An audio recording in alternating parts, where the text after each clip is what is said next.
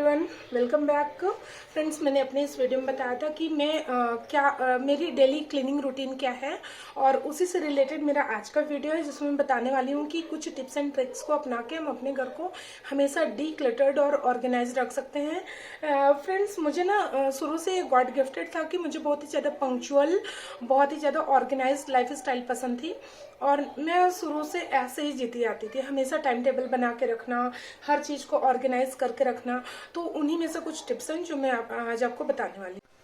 Friends, पहला tip ये है कि हमें ना पुरानी चीज़ों को डिस्कार्ड करने आना चाहिए। टाइम टू टाइम हमें डीक्लटरिंग करते रहना चाहिए घर का। और मैं ये लगातार पीरियोडिक वे में करती रहती हूँ। और ये सब लोग मुझे बोलते भी हैं कि ये तो सारी चीज़ें फेंक ही देती है, निकाल देती है, लेकिन जो हमारे यूज में नहीं रह गया है वो कभी भी यूज में आने वाला भी नहीं है। तो जो यूज का नहीं है, कपड़े हों या कोई सामान हो, या हम किसी को दान कर सकते हैं, दे सकते हैं, तो जो भी कर सकते हैं हम उसको हटा दें अपने घर से। और लिमिटेड अमाउंट में शॉपिंग भी करें। शॉपिंग मुझे भी पसंद है, लेकिन करने के पहले एक बार ध्यान ये जरूर देना चाहिए, सोच लेना चाहिए कि हमारे लिए जरूरी है कि नहीं है, इसके बिना काम चल सकता है कि नहीं चल सकता। तो उससे हमारी बचत भी होगी और घर मैसी भी नहीं लगेगा, क्योंकि खरीदते टाइम पे हम ध्यान नहीं देते हैं और फिर संभालना मुश्किल हो जाता है। घर में पूरा इधर उधर बिखरा पड़ा रहता है सामान, और आप कितना भी डेकोरेट कर लो, अनऑर्गेनाइज्ड घर कभी भी सुंदर नहीं लग सकता है। और दूसरा टिप ये है कि हमें डेली रूटीन का कुछ पार्ट क्लीनिंग में देना जरूर चाहिए। मैं सुबह में ब्रेकफास्ट बनाने के बाद में क्लीनिंग करती हूँ, और रेगुलर क्लीनिंग के साथ साथ डेली कोई एक चीज़ की क्लीनिंग करती हूँ मैं। और सारी चीज़ों का टाइम टेबल बनाने के साथ साथ मैंने अपना daily cleaning and weekly cleaning का भी रूटीन बनाया है, और उसको मैंने एक जगह पे स्टिक कर दिया है, चिपका दिया है। वो कि कुछ इस तरह है, जैसे मंडे को मैं विंडो या स्विच बोर्ड की क्लीनिंग करती हूँ, ट्यूसडे को मैं फ्रिज और वॉशिंग मशीन की क्लीनिंग करती हूँ। तो ऐसे करते हुए मैं पूरा वीक में अपना मैंने बांट रखा है किस चीज़ का क्लीनिंग, डीप क्लीनिंग कब कब मुझे करना है। और संडे को मैं फ्री रहना चाहती हूँ, इसलिए कुछ भी नहीं करती हूँ मैं संडे को। फ्रेंड्स, मेरा मानना है कि अगर आप कोई सामान कहीं से उठाते हैं तो उसको कहीं और रखने में और उसको उसी जगह पे रखने में बहुत ज़्यादा टाइम का अंतर नहीं होता है।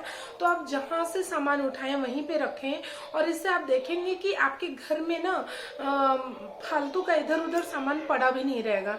लेकिन हम सबको अपने कंट्रोल में नहीं कर सकते हैं, अपने आप को चेंज कर सकते हैं।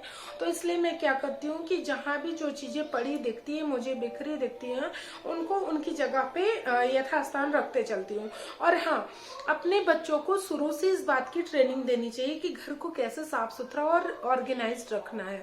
बच्चों से कुछ कुछ काम करवाते भी रहना चाहिए। मोस्टली ऑर्गेनाइजेशन का वर्क तो करवाना ही। फ्रेंड्स, मैंने लॉन्ड्री वाले काम को भी 2 पार्ट में डिवाइड करके रखा है। सुबह में करती हूँ धुलने वाला काम, और शाम को मैं उसको सूखे हुए कपड़ों को फोल्ड करना और आयरनिंग करना, ये सब काम कर लेती हूँ।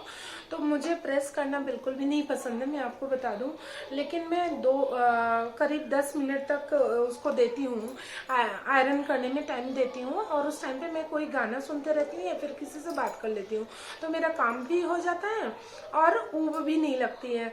अगर आप किचन में काम कर रहे हैं तो ज़्यादातर टाइम ऐसा होता है कि हम चाय बना रहे हैं या कुछ और काम कर रहे हैं, तो हम वेट करते रहते हैं बनने का।